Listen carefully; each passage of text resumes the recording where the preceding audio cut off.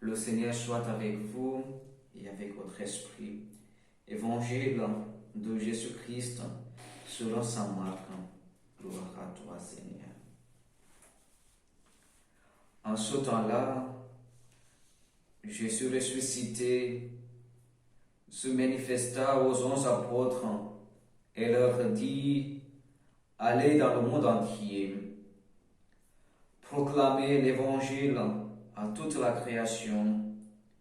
Celui qui croira et sera baptisé sera sauvé.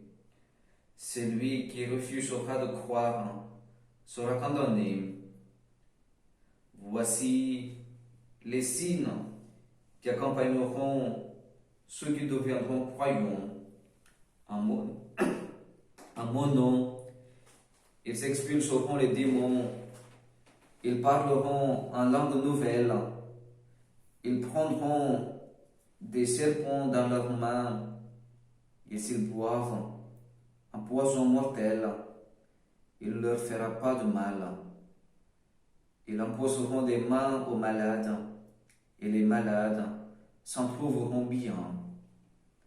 Le Seigneur Jésus, après leur avoir parlé, fut enlevé au ciel et s'assit à la droite de Dieu. Quant à eux, ils s'en allèrent proclamer partout l'Évangile. Le Seigneur travaillait avec eux et confirmait la parole par les signes qui l'accompagnaient. Acclamons la parole de Dieu. Louange à toi, Seigneur Jésus. Mes frères et sœurs, en ce temps de Pâques, plus particulièrement en ce jour où nous célébrons dans de nombreuses églises d'Orient et d'Occident la fête de Saint Marc.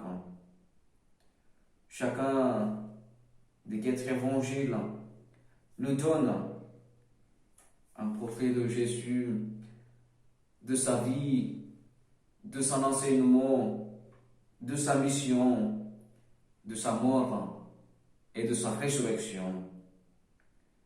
Et évidemment, chacun est différent dans le style, la longueur et l'accent. Mes frères et sœurs, ils sont tous un fil conducteur, un objectif commun, c'est de proclamer la bonne nouvelle de Jésus-Christ, le Sauveur du monde. Parmi les 4 évangiles, le conte de Saint Marc est unique et bien des égards. C'est le conte le plus court et semble être le plus ancien.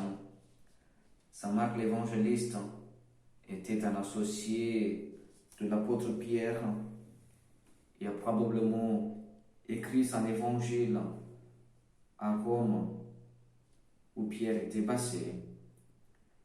Marc l'a écrit en grec. Il a probablement été écrit pour les lecteurs non juifs, pour dire pour les païens et pour les chrétiens de Rome en particulier.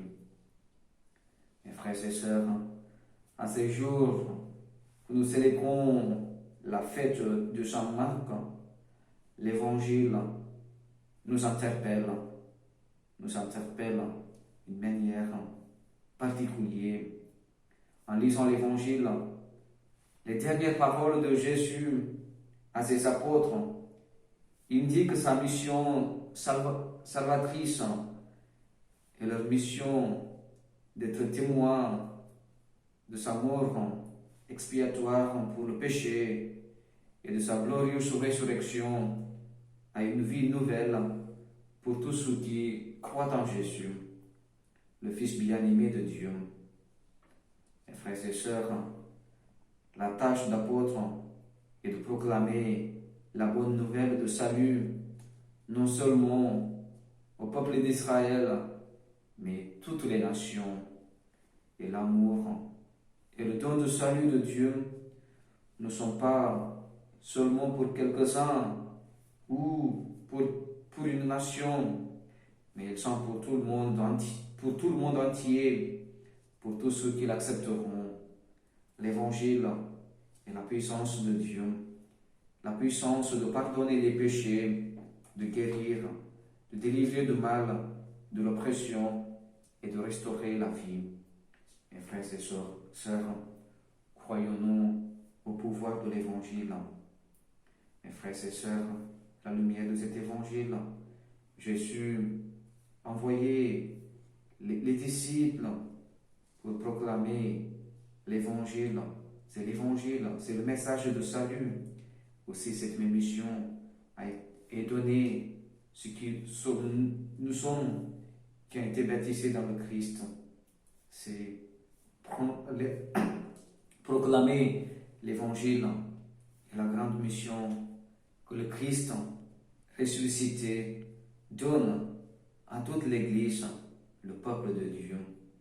Tous les croyants ont reçu une part dans cette tâche pour être des annonciateurs de la bonne nouvelle. C'est le messager de l'Évangile et des ambassadeurs de Jésus-Christ, le seul sauveur du monde.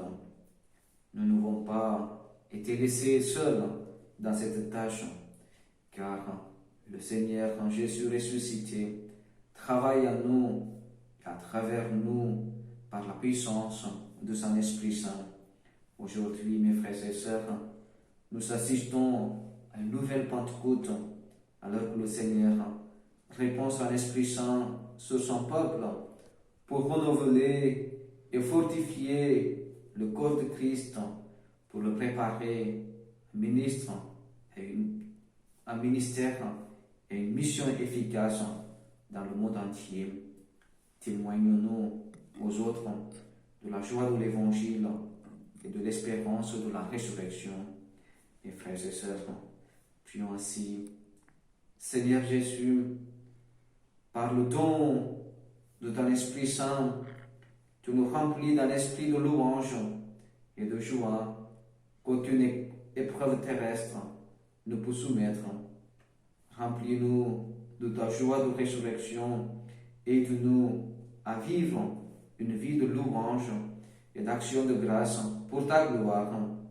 Puissions-nous témoigner à notre entourage la joie de l'Évangile et la réalité de ta victoire sur la tombe et le don de la vie éternelle.